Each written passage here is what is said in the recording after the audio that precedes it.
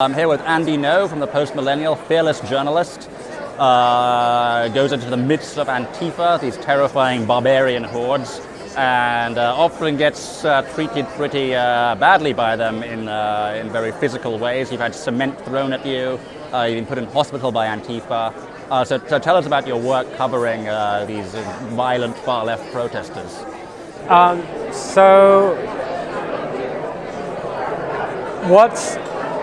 You have some of these viral videos showing violence against me and other people. It's really shocking, but I think I do what I do hoping to illuminate that this violence exists within a wider context of the normalization of political violence, particularly by, I think, those on the left. Portland has become this city that's it's like this hotspot for brawls on the street between the left and the right, and in some ways it kind of reminds me of Germany in the interwar years, and it's disturbing and scary to see so many otherwise normal and decent people believing that the response to Donald Trump or his supporters or the administration is to be violent. Yeah, I mean, it seems to be, we used to accept, I think, that we have democratic elections, we may not like the outcome, but we have to live with that in a democracy, in a republic.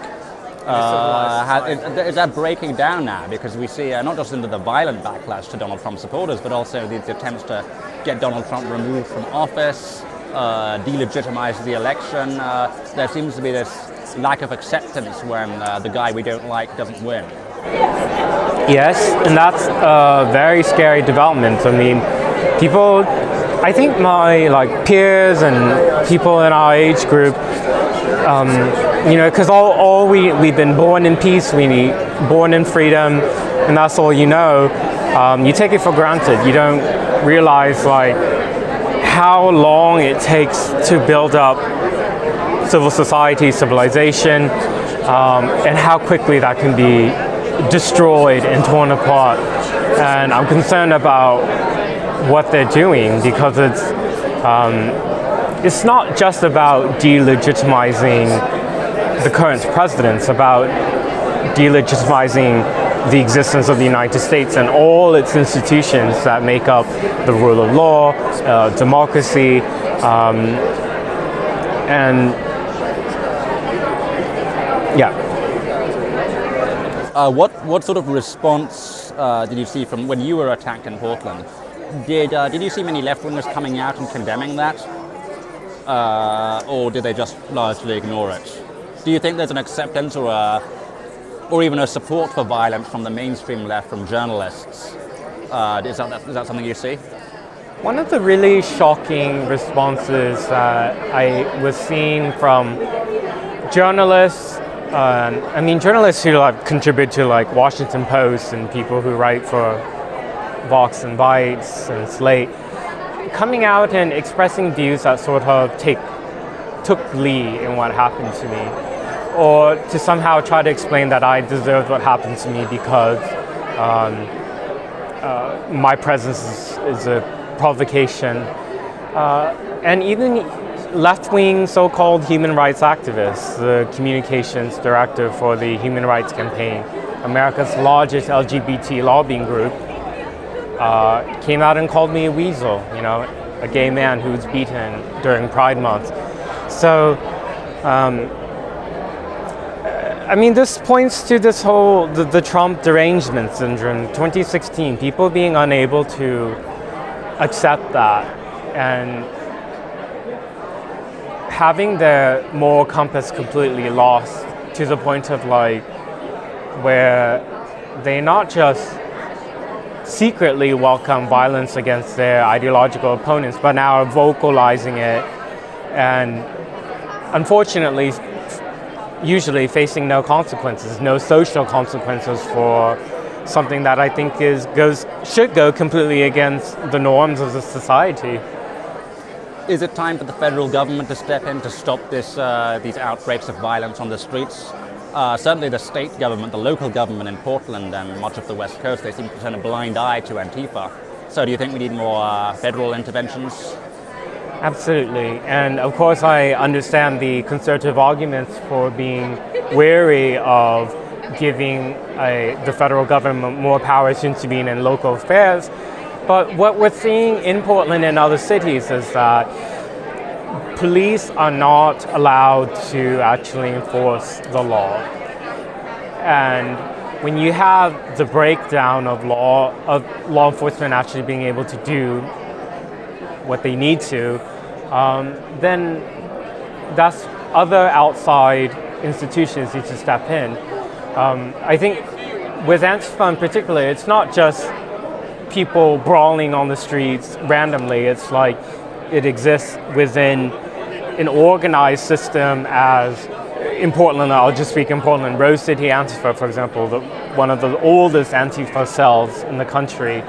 They function as a gang, essentially. They recruit members, they have a vetting process, they do trainings, they radicalize, and they're doing this really kind of within, in the open and facing no consequences from law enforcement, who should be either local, state, and or federal, who need to be investigating this as a criminal cartel, essentially, who are not just calling for violence, but participating in it and putting out the literature that radicalizes people.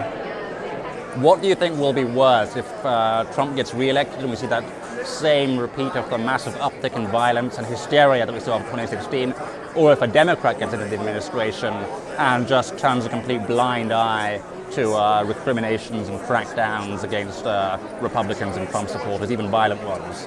So Portland has had a long history of radical political activism, but it's existed on the fringes of the left. The shock election win in 2016 of Trump really was a huge propaganda win for Antifa, in that it made them into a mainstream phenomenon and had so many people come out and join them and mask up and destroying properties and attacking people in reaction to his election win. I am quite scared of the reaction that will happen if Trump were to win, which I do think he will. If he were not to win and the current Democrat front runner, Bernie Sanders, was to win, I think that may placate some of the street violence from Antifa, but I think what you will see is the institutionalization of their agenda through policies, because you don't just have to look at what Sanders says. You look at people who work in his campaign, when they have been recorded on video through Project Veritas, expressing their desires for a violent revolution and what they would do with political dissidents and Gulags, right. So they take inspiration from totalitarian communist regimes, and the fact that the campaign didn't fire these people and Bernie didn't choose to distance themselves from, I think that speaks a lot. Yeah. So expect things to get worse. And your family obviously grew up in a communist regime, so you have some familiarity with this, and I guess Americans don't really realize what it's like, so they don't. Maybe you can see the threat better than they can. Yeah, so I currently am working on a book about Antifa to be released later this year, and I'm sharing bits and pieces of my personal story in this current project because it's really relevant to the positions that I take. I mean, I am critical of Antifa's extremism, not just because it's a violent movement, but I think the underlying ideology is something that my family has escaped from, and I don't have to just look to my family. You look at wherever communist totalitarianism has been implemented, you see oppression, mass incarcerations, concentration camps, the killing of dissidents, the persecution of dissidents, and this is what the many on the far left are openly advocating for, if they're being honest. If they're not, you still see them push for censorship. And, you know, one of the big agendas is what they would like to do is to scale back the free speech protections that exist in America. Okay, well, Andy Ngo, we'll leave it there. Thank you for your hard work, and look forward to reading more of your journalism.